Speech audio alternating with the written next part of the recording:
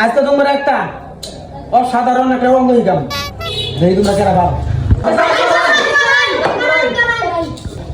এই ধরো 2 এটা কত 2 এই 2 এর বদলে আমি আরো 2 দেই তাহলে কত হবে কেনা ভাব 6 আর তুই কত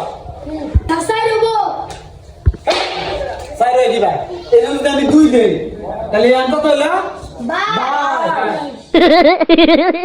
22 সবচেয়ে মহৎ ব্যক্তির নাম কর এটা তো একবার সুদা সুজা কালি কর সবচেয়ে মহৎ ব্যক্তি আমার আব্বা তোর বাবা মহৎ ব্যক্তি এটা কিভাবে রইলি যদি আমি আমার আব্বার কাছে 10 টাকা চাই 20 টাকা বাই করে দে কে আব্বা জানে যে বিড়ির দাম বাড়ছে